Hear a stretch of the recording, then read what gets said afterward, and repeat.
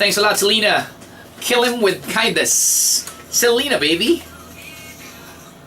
Yeah, go ahead now, baby. Well, this generation seems to be very crazy with Justin Bieber, Selena, Taylor Swift. Oh boy. But you know what? Slowly but surely, One Direction is fading away.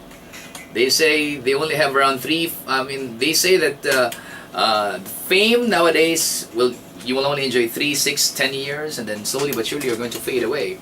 Anyway, time for some trivia, mga kaibigan. Eto na. Alam niyo namang marami akong baong trivia eh. Ayan. Eto. Siguro may baon akong 7 ngayon. 7. Eto. 2-in-1 yung unang trivia. Okay. Sino may microwave oven sa inyo? Sa bahay? Yeah. Microwave oven. Hindi oven lang ha. Hindi oven toaster ha. Microwave oven. Alam nyo, napaka-scary ng microwave oven eh. Alam nyo ba?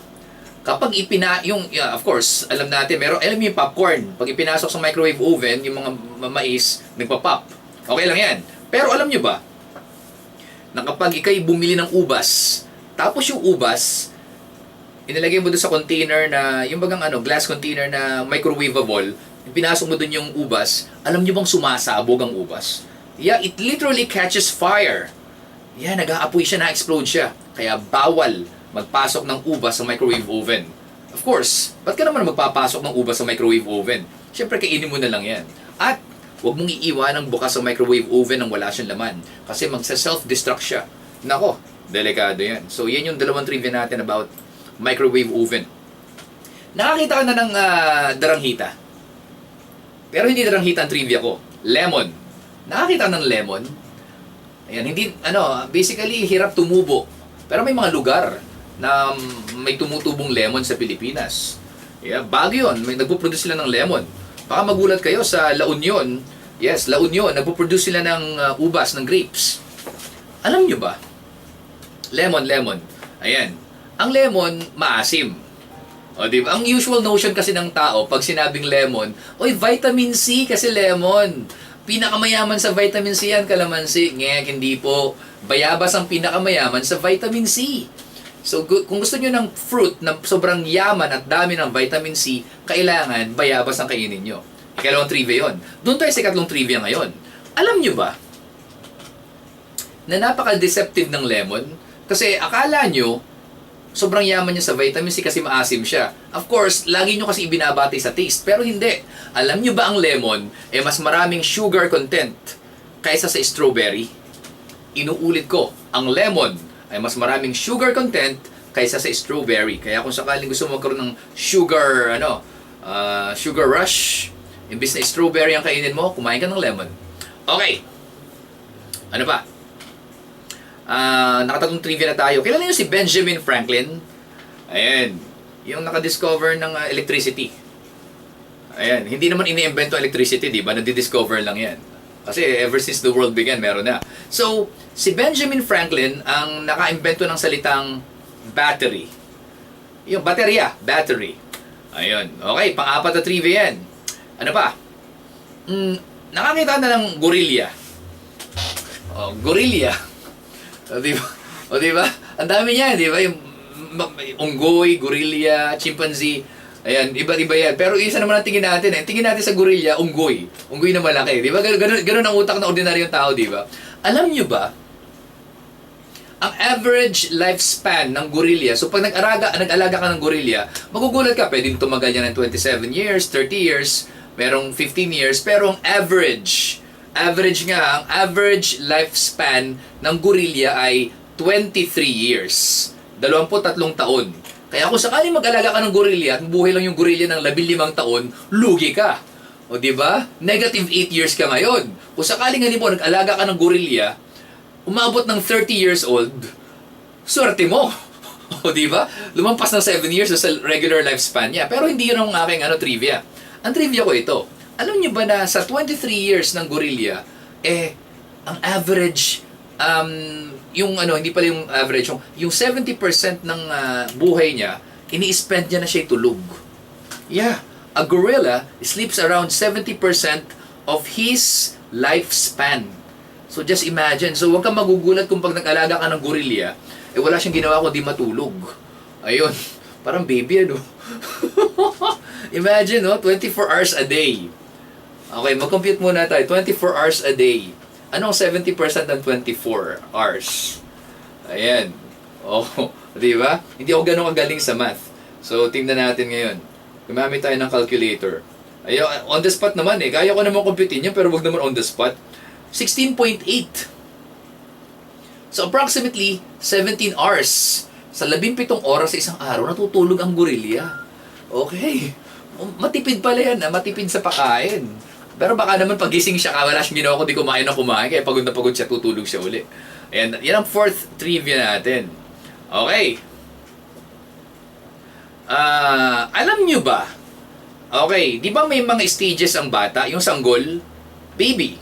Okay, baby. Kaya kung ikaw may anak na sanggol ngayon, ang tawag dyan baby. Grabe ako. Okay, alam niyo yung newborn baby? Ang stage daw ng newborn is yung first 15 days. Ayan, pwede mag-extend to longer. Ayan, hanggang 1 month. Pero yung kapapanganak lang na sanggol, ayan, bawa, kunyari, nanganak yung ate mo kahapon. Or nung September 10, nanganak yung ate mo. Tapos, after 3 days, dinala na yung baby sa bahay nyo. E di wala kang ginawa kundi, kuchiko, nilalabing mo yung baby. Alam nyo ba na ang bagong anak na sanggol, yung unang stage ng kanyang unang 15 days niya, hindi niya kayang lumuha? Yes. Kaya kahit iyak siya ng iyak, walang tutulong tears. Walang tutulo na luha mula sa kanyang mga mata. Ang kaya niya lang gawin ay umiyak ng umiyak, but no tears. No tears ang baby, kaya hindi mo kailangan pahiran ng tears niya kasi walang tutulo. Okay, gets? Yan ang ating fifth trivia. Punta naman tayo ngayon sa ito pang-anim na trivia to. Alam ko hindi nyo siya kilala. At wala naman kayong pakialam sa kanya, at ako rin wala din akong pakialam sa kanya, wala din akong balak na kilalanin siya. Pero alam nyo ba na nagkaroon ng alam niyo yung bansa na France, magkakadikit yan, Germany, France, Spain, magkakadikit yan sa Europe, sa kontinente ng Europe. Merong bansa na ang pangalan ay France. At alam niyo ba, nagkaroon ng hari ng France. Nagkaroon pala ang France ng isang hari. Recorded ito, si King Louis the 14th, ayan, ay naging hari ng France at meron something special sa kanya. Sabihin nyo, ano namang special dyan kay King Louis the 14th? Alam nyo ba na recorded in history, si King Louis daw ay hindi mahilig maligo.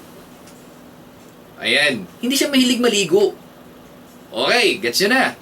Okay, alam nyo ba na merong isang partikular na taon sa buhay niya? Taon, ha?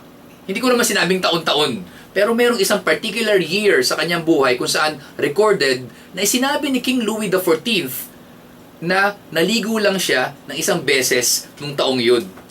Once lang siyang naligo for that whole year.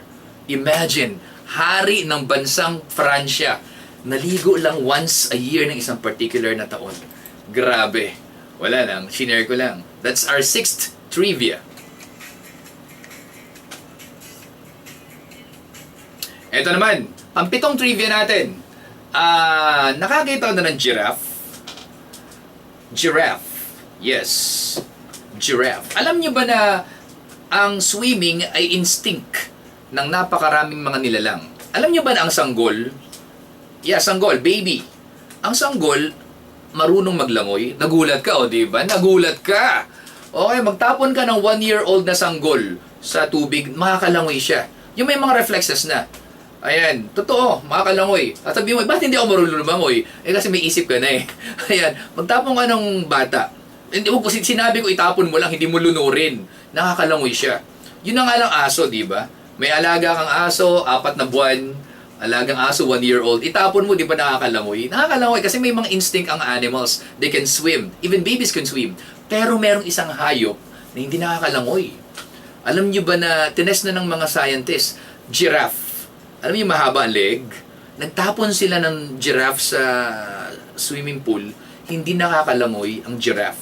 Malulunod siya. Okay, gets? O, diba? Trivia yan. Galing, ano? Galing. Ito na!